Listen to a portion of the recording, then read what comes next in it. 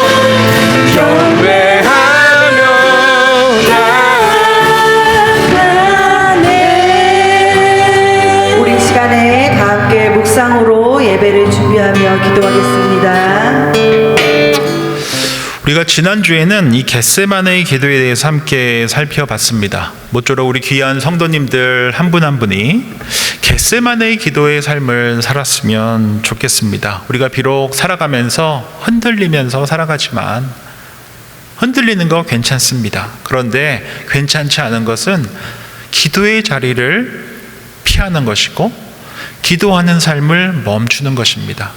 흔들릴 수 있지만 기도의 삶을 결코 멈추지 말아야 한다라는 사실을 잊지 말고 이 겟세마네의 기도, 나의 뜻이 아니라 주의 뜻이 이루어지게 해주십시오 라는 그 기도로 살아가는 우리 귀한 성도님들 되시기를, 우리 모두가 되기를 주의 이름으로 축원합니다. 오늘은 예수님께서 십자가형을 받으시기 위해서 십자가형 선고를 했던 로마 총독 빌라도에 대해서 함께 살펴봤으면 좋겠습니다. 그의 어리석음을 저희가 반면 교사 삼아 우리의 삶을 한번 되돌아보는 그런 복된 시간이 되었으면 합니다. 첫 번째로 우리가 이 빌라도의 어리석음이라는 것은 너무나 잘 아는데, 잘 알겠는데 지키질 않는 것입니다. 잘 알겠는데 행하지 않는 것입니다. 이것이 바로 빌라도의 어리석음입니다. 오늘 본문의 배경이 되는 이 유대의 사내들인 공회에서 예수님께서 신성모독이다 라고 하며 정죄를 하고, 당시 로마 치하에 있었던 유대 공회에 사형을 선고하거나 집행할 그런 권한이 없었기 때문에 로마 총독 빌라도에게 예수님을 보내게 됩니다. 그리고 빌라도 앞에 선 예수님께 빌라도가 이렇게 묻습니다. 오늘 본문인 마태복음 27장 11절입니다. 내가 유대인의 왕이냐? 예수께서 대답하시되 내 말이 옳도다. 여기서 아주 중요한 질문을 하게 되는 것을 보게 됩니다. 뭐라고 묻습니까? 유대인의 왕이냐? 이는 아주 단순한 질문이 아니었습니다. 그냥 종교적인 질문도 아니었습니다. 지금 이 사내들인 공의회에서 예수님을 정치적 반역자로 몰아 로마법에 따라 사형에 처하고자 했었던 것을 이 본문을 통해서 우리가 볼 수 있어야 합니다. 예수님께서 다윗의 후손이며 메시아라 말씀하셨기 때문에 로마 입장에서는 이 정치적 반역 혐의로 사형이 가능했다라고 봤던 것입니다. 그런데 빌라도는 예수님을 보면서 조금 이상하다, 좀 다르다, 이런 느낌을 가졌던 것 같습니다. 그래서 14절에 보면 한마디도 대답하지 아니하시니 총독이 크게 놀라워하더라. 종교 지도자들이 와서 이런 죄를 했습니다, 저런 잘못을 했습니다, 막 이야기를 하는데 다른 사람들 같으면, 다른 주인 같으면 아닙니다라고 반박을 할 텐데 아무런 반박을 하려고 하지 않으시고 아무런 대답을 하지 않는 그 예수님의 모습을 보고 빌라도는 심히 이상히 여겼다라고 말씀하고 있습니다. 아마도 빌라도는 이미 눈치챘던 것 같습니다. 예수님께서 고발당하신 이유는 범죄했기 때문이 아니라 종교 지도자들의 시기 때문이다, 그랬을 것 같다 라고 이미 눈치를 챘던 것 같습니다. 그래서 본문 18절에 보면 이렇게 기록되어 있습니다. 이는 그들이 시기로 예수를 넘겨준 줄 알미더라. 그렇게 예수님께서 범죄하지 않으셨지만 종교 지도자들의 그 시기로 인해 자신에게 왔다는 사실을 안 정치의 고수 빌라도는 두 가지 시도를 합니다. 그 첫 번째가 뭐냐면 누가복음에 보면 예수님을 갈릴리 분봉한 헤롯에게 넘깁니다. 다른 말로 하면 유대 지도자에게 다시 토스해버리는 것입니다. 내가 책임지고 싶지 않기 때문에 넘긴 것입니다. 그리고 나서 또 하나 했던 것이 뭐냐면 명절에 죄수 하나를 풀어주는 전례를 활용해서 예수님을 풀어주고자 했던 것입니다. 그래서 당시 극악한 죄수였던 바라바와 예수님 중에 누구를 풀어줄지 백성들에게 묻게 됩니다. 그뿐만 아니라 19절에 보면 이런 장면도 나옵니다. 그 총독이 재판석에 앉아 있을 때 그의 아내가 사람을 보내어 이르되 저 의인에게 아무 상관도 하지 마옵소서. 빌라도의 아내는 하나님께서 보내주신 돕는 배필이었습니다. 돕는 자를 도우려는 것이었습니다. 그는 남편을 돕고자 했었던 것입니다. 영적으로 깨어 있었던 것입니다. 저는 여자들에게 하나님께서 아주 특별한 센스를 주셨다라고 봅니다. 세상에서는 이를 뭐라고 부릅니까? 촉기다라고 부릅니다. 그래서 남편이 남편으로서 잘 살기 위해서는 누구 말을 잘 들어야 됩니까? 하나님의 말씀과 아내의 말을 잘 들어야 합니다. 그런데 우리 남편 되는 저를 포함한 많은 분들은 알면서도 알면서도 그러지 못할 때가 참으로 많습니다. 저는 하나님께서 우리 여성분들에게 하나님께서 주신 아주 특별한 은사, 세상에서는 이를 촉이라 부르고 저는 영적 센스다라고 부릅니다. 그래서 세상에서는 이런 농담을 많이 합니다. 남자가 성공하려면 새 여자의 말을 잘 들어야 한다. 어릴 때는 엄마의 말을 잘 들어야 하고, 결혼해서는 와이프의 말을 잘 들어야 하고, 나이가 들어서는 내비게이션의 그 여인의 말을 잘 들어야 집 잃어버리지 않고 집에 잘 돌아올 수 있다라는 이야기를 농담 삼아 이야기합니다. 그런데 이 빌라도는 본인이 양심적으로도 잘못했다라는 것을 깨달았습니다. 예수님께서 범죄하지 않았다는 것을 너무나 잘 알고 있었습니다. 심지어 아내까지 사람을 보내 손대지 마라, 관여하지 마라 이야기를 해줬습니다. 그럼에도 불구하고 빌라도는 그 누구의 말도 듣지 않았습니다. 자신에게 유리하지 않다라고 판단했기 때문입니다. 바로 이것이 빌라도의 어리석음입니다. 그는 알았지만 행하지 않았습니다. 그에게 옳고 그름이 중요한 것이 아니라 지금 당장 나한테 유익이 되냐 되지 않냐가 중요했기 때문에 그는 듣지 않았습니다. 예수님이 무죄인 것을 너무나 잘 알았지만, 종교 지도자들의 그 시기로 인해 고발된 것도 알았지만, 그의 양심도 아내도 상황도 여러 차례 경고를 했지만 그는 듣지 않았습니다. 그리고 예수님을 십자가에 못 박게 했습니다. 그 결과가 무엇입니까? 2000년이 지난 지금까지도 저희가 주일날 예배드릴 때 사도신경을 공동체의 신앙 고백으로서 함께 고백하지 않습니까? 본디오 빌라도의 이름이 예수님을 죽인 자로, 십자가에 못 박은 자로 사도신경을 고백할 때마다 그의 이름을 부릅니다. 본디오 빌라도는 인류 역사상 가장 저주받은 이름으로 많은 사람들에게 기억이 됩니다. 혹시 주변에 빌라도라는 이름을 가진 인물을 본 적이 있으십니까? 그 누구도, 특별히 영어권에서는 빌라도라는 이름을, 본디오 빌라도라는 이름을 가진 이를 보신 일이 거의 없으실 것입니다. 세상에서 가장 저주받은 이름이 바로 본디오 빌라도이기 때문입니다. 우리도 그럴 때가 참 많습니다. 이 빌라도의 우를 범할 때가 참 많습니다. 알면서도 못할 때가 참 많습니다. 손해볼까 봐 못합니다. 상처받을까 봐 못합니다. 욕먹을까 봐 못합니다. 순종하지 못하는 것입니다. 말씀으로 말씀하시는데 순종하지 못합니다. 우리의 양심을 깨우시는데도 못합니다. 관계를 통해 하나님께서 말씀하시는데도 못합니다. 아는 것에 그치고 행동으로 옮겨지지 않을 때가 너무나 많습니다. 이것이 바로 빌라도의 어리석음입니다. 그런데 중요한 것은 이 어리석음을 결코 가볍게 여겨서는 안 된다는 것입니다.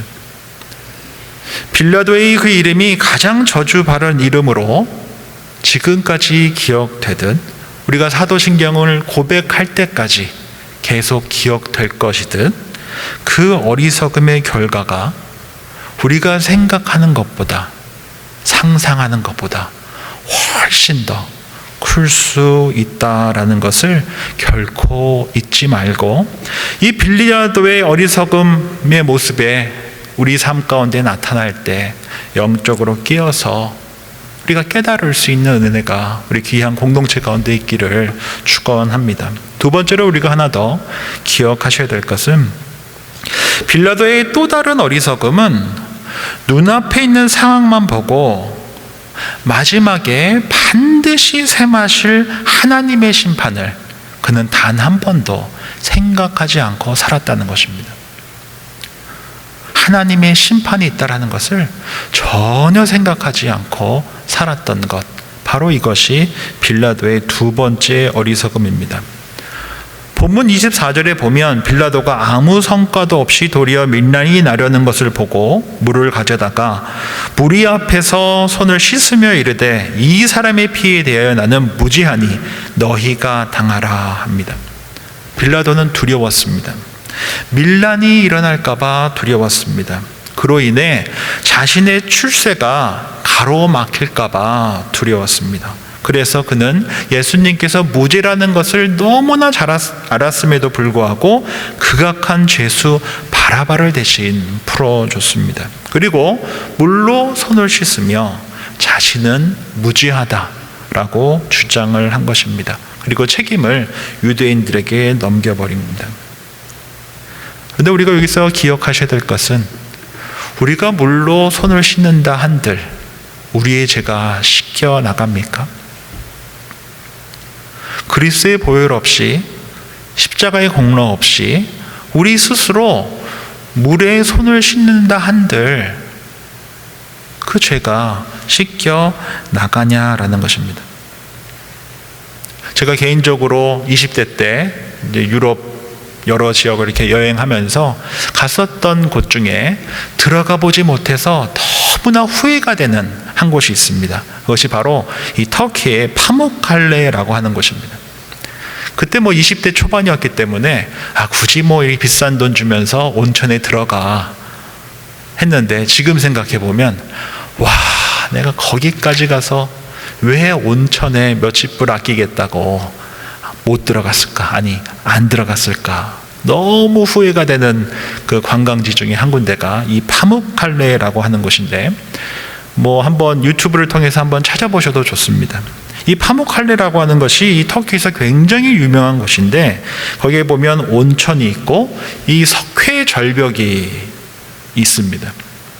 그리고 거기서 이제 온천을 하는 곳이기 때문에 굉장히 유명한 관광지입니다.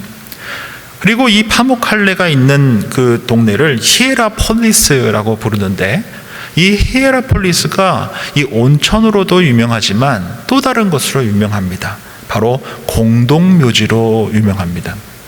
그래서 제가 존경하는 한 목사님께서는 여행을 가시면 여행 가이드 책으로 잘 알려진 롤링 플래닛이라고 하는 그 책에 따라서 things to go, things to eat, things to see 이런 데 보지 않으시고 시장이랑 공동묘지를 꼭 가신다는 이야기를 들었는데 저희 또한 한번 해볼 필요가 있습니다.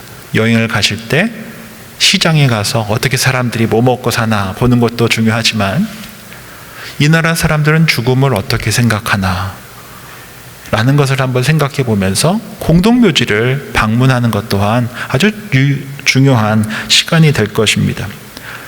이곳은 석회절벽으로 되어져 있고 아주 희귀한 곳이기 때문에 옛날부터 신성한 도시로 불리며 수많은 사람들이 마지막을 그곳에서 하고 싶어 했습니다.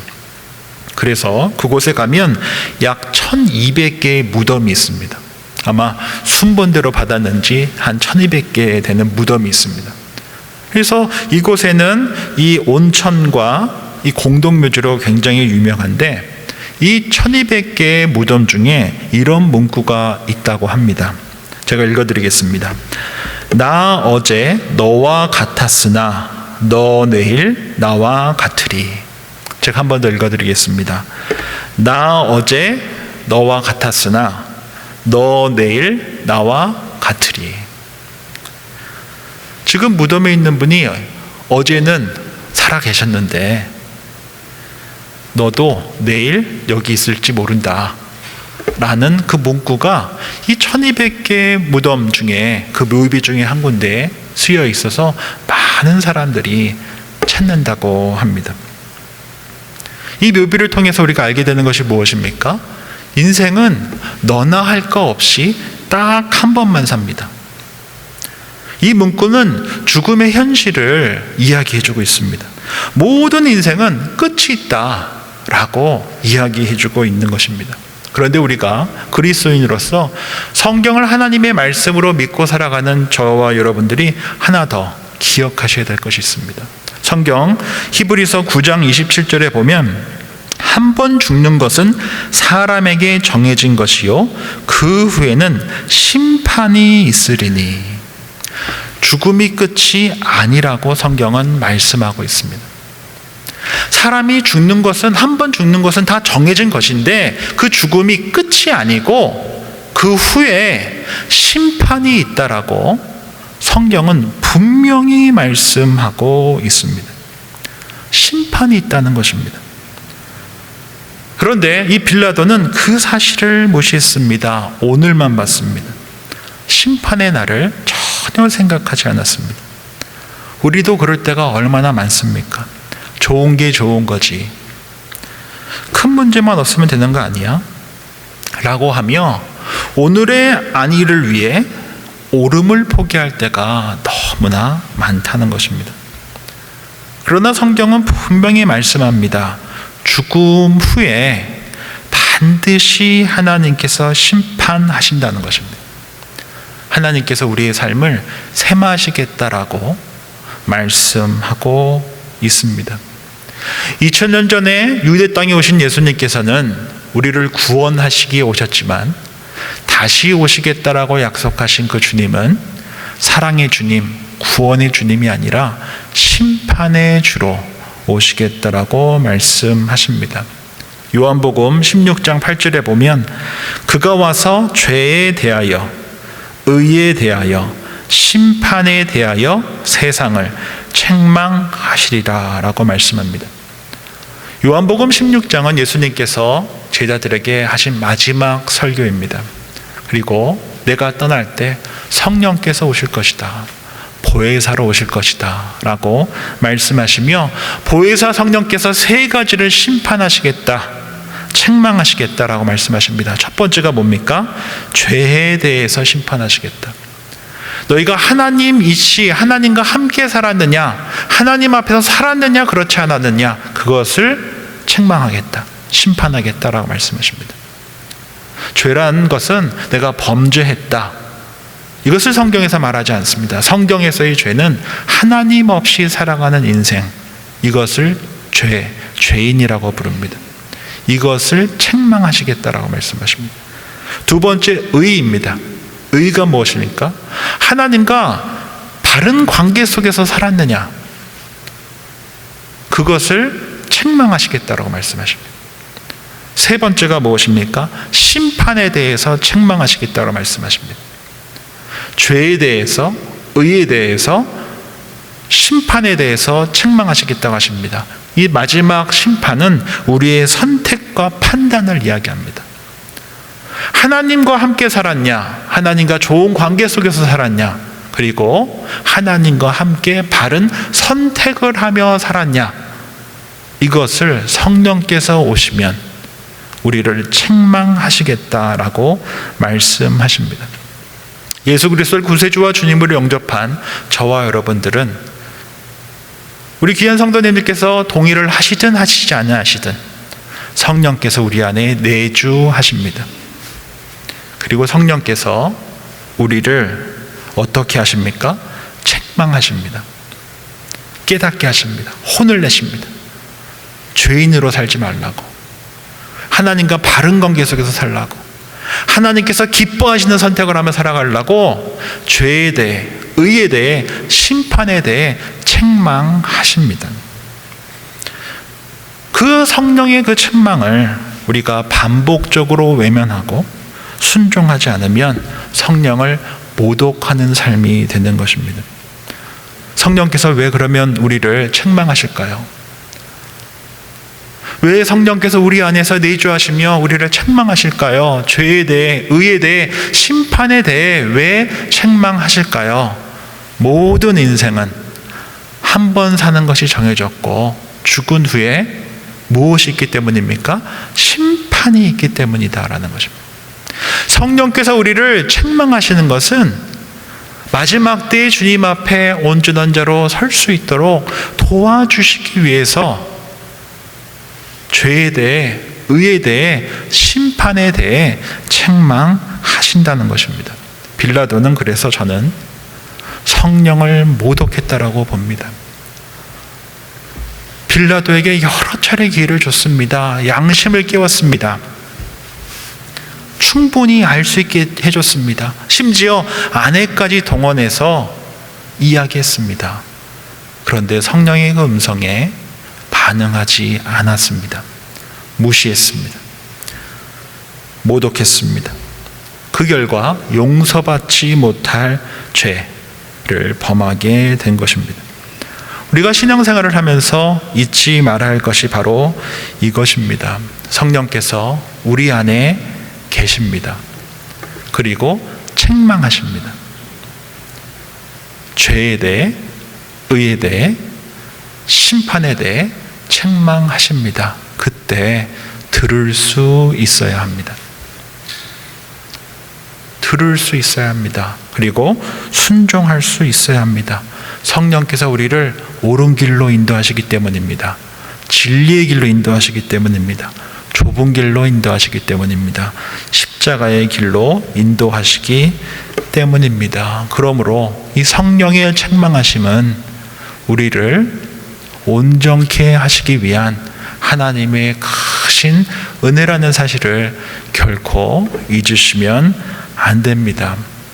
알면서도 지키지 않는 빌라도의 첫 번째 어리석음, 그리고 성령께서 말씀해 주심에도 불구하고 아무런 의식하지 않고, 마지막 때가 있다라는 것을 의식하지 않고, 하나님께서 셈하실 것이라는 것을 의식하지 않고 오늘만 살아가는 그러한 삶의 태도가 바로 빌라도의 두 번째 어리석음이라는 것입니다. 오늘은 마태복음 27장을 통해 빌라도의 어리석음에 대해서 함께 살펴봤습니다.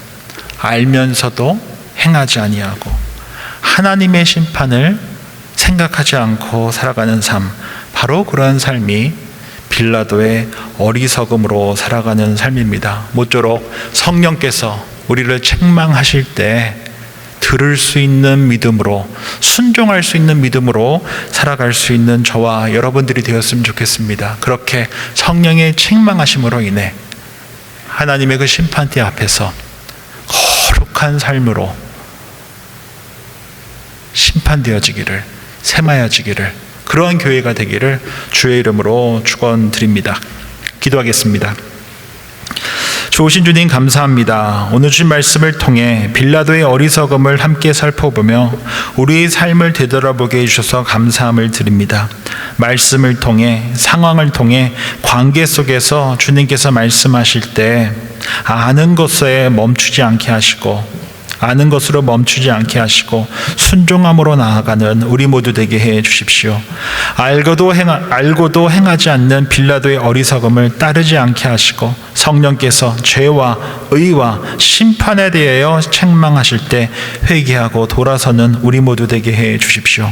성령을 무시하거나 모독하지 않게 해 주십시오. 책망에 민감하게 반응하며 주님의 심판을 준비하는 삶 살아가는 우리 베리한인 장로교회 되게 해 주십시오. 한 번 사랑하시면 끝까지 사랑하시는 예수님의 이름으로 기도합니다. 아멘. 다 함께 일어나셔서 결단 찬양 주님께 올려드리겠습니다.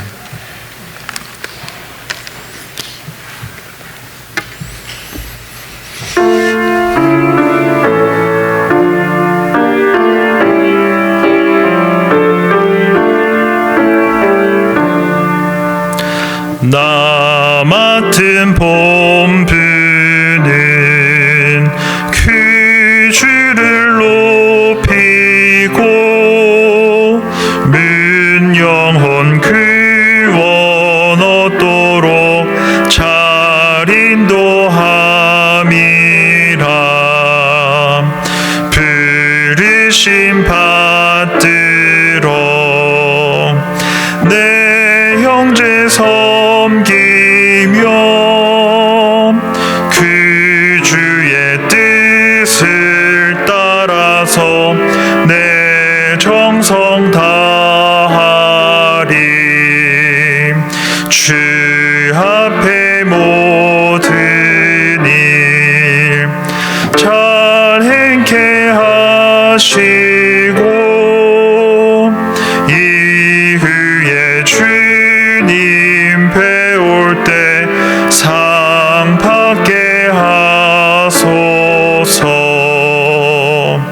나 항상 깨어서 늘 기도드리며 내 믿음 변치 않도록 날 도와주소서.